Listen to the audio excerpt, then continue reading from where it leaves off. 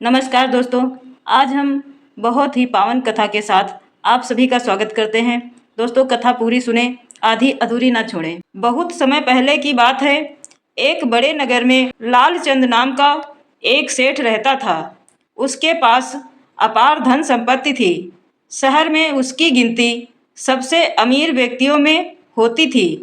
उसके घर के गोदामों में सोने चांदी के सिक्कों की थैलियां, रेशमी वस्त्रों के गठ और कीमती रत्नों के संदूक भरे रहते थे। लेकिन उस सेठ के दिल में दया, करुणा और धर्म का कोई भाव नहीं था। जो मजदूर उसके यहाँ काम करते, उन्हें वह बहुत कम वेतन देता। जो उधार मांगता, उसे ब्याज में दुगना लिखकर फंसा देता। वह सोचता, धन ही सब कुछ है, इसी के बल पर लोग भगवान तक को खरीद सकते हैं।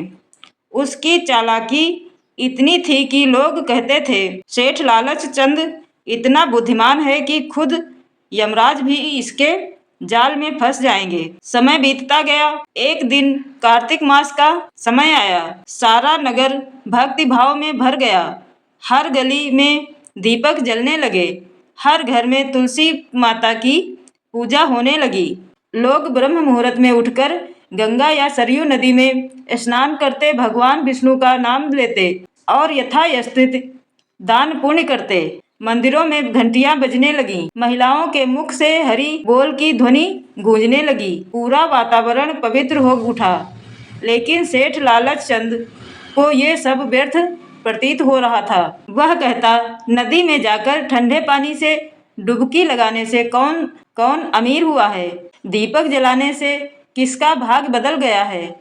यह सब समय की बर्बादी है। नगरवासी उसे समझाते, सेठ जी, कार्तिक मास में स्नान दान और दीपदान करने से पाप नष्ट होते हैं। जो इस महीने भगवान विष्णु और तुलसी माता की पूजा करता है, उसे मोक्ष मिलता है। पर सेठ हंसकर टाल देता। वह रोज अपने कोठे पर बैठकर धन गिनता और कहता, मुझे ना भगवान की जरूरत है ना दान की, मुझे तो अपने सोने के सिक्कों पर भरोसा है। एक रात कार्तिक शुक्ल पक्ष की पूर्णिमा का दिन था। पूरा नगर तुलसी विवाह की तैयारी में लगा था। हर घर में दीपक जल रहे थे।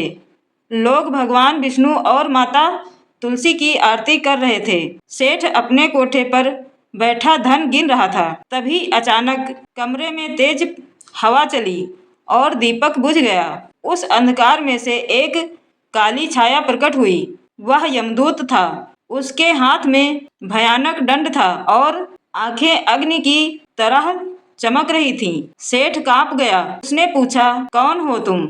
यमदूत ने गरजती आवाज में कहा, धर्मराज यमराज ने तुम्हें बुलाया है। तुम्हारे पापों का लेखा जोखा पूरा हो गया है। अब चलने की तैयारी करो। सेठ भयभीत होकर बोला, नहीं भाई नहीं, अभी तो मेरा बहुत काम बाकी है। मैं अपनी संपत्ति बांट नहीं पाया हूँ। एक दिन की मोहलत दे दो, मैं सारा हिसाब ठीक कर लूँ। यमदूत ने कहा, मोहलत सिर्फ धर्मराज दे सकते हैं, मैं नहीं। पर क्योंकि आज कार्तिक मास की पवित्र पूर्णिमा है, मैं तुम्हें एक रात का समय देता हूँ। कल जब सूरज निकलेगा मैं फिर आऊंगा। यह कहकर यमदूत अंतर्ध्यान हो गया। सेठ के शरीर में कपकपी दौड़ गई। वह बिस्तर पर बैठा सोचने लगा, मैंने जीवन भर सिर्फ धन जोड़ा, किसी भूखे को कभी रोटी नहीं दी, किसी नंगे को कपड़ा नहीं दिया, ना मंदिर गया ना पूजा की। अब क्या होगा? वह सारी रात जागता रहा। पहली बार उसे लगा कि उसके पास भले ही बहुत धन है, पर पुण्य शून्य है। उसने मन ही मन सोचा, अगर मुझे कल ही जाना है तो क्यों ना आज कुछ ऐसा करूं जिससे धर्मराज मुझ पर दया करें। भोर होते ही उसने अपने नौकरों को बुलाया और आदेश दिया, मेरे सभी गोदाम खोल दो। जो भूखे हैं उन्हें अनाज बांट दो, जिनके पास कपड़े नहीं हैं उन्हें वस्त्र दो, और जो गरीब हैं उन्हें चांदी और सोना बांट दो। पूरा नगर आश्चर्यचकित हो गया। जो सेठ कभी एक पैसे का दान नहीं देता था, आज हाथों से सोने की थैलियां बांट रहा है। फिर सेठ ने अपने आंगन में सैकड़ों दीपक जलाए। वह तुलसी चौरे के पास गया, तुलसी माता को प्रणाम किया और बोला, माँ तुलसी, आज पहली बार मुझे आपने जीवन का सच्चा अर्थ समझ आया है। मैंने जीवन भर पाप किए हैं, अब मुझे इस दीप से अपने अंधकार को मिटाना है। उसने तुलसी माता को घी का दीप अर्पित किया।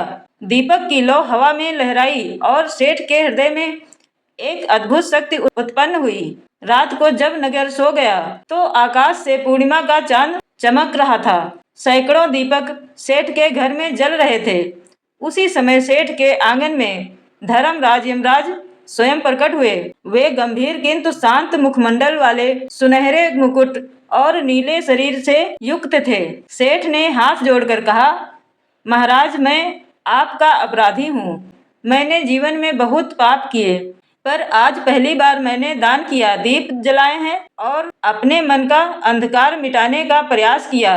कृपा कर मुझे क्षमा करें। यमराज बोले, सेठ लालच चंद, जब जीवन था तब तूने धर्म को भूलकर केवल धन को पूजा, पर आज तूने उस धन को दूसरों की भलाई में लगाया।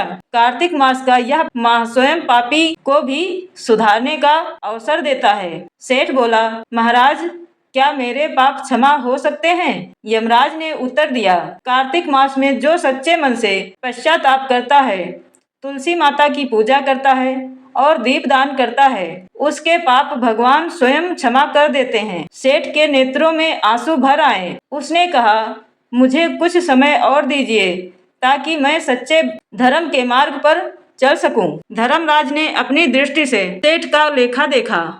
उन्होंने देखा कि उसके पापों का भार बहुत था, लेकिन आज के दान और पश्चाताप से उसकी तराजू हल्की हो गई थी। यमराज बोले, सेठ, कार्तिक मास की पूर्ण तिथि का प्रभाव और तेरे आज के सच्चे कर्मों ने तुझे नया अवसर दिया है।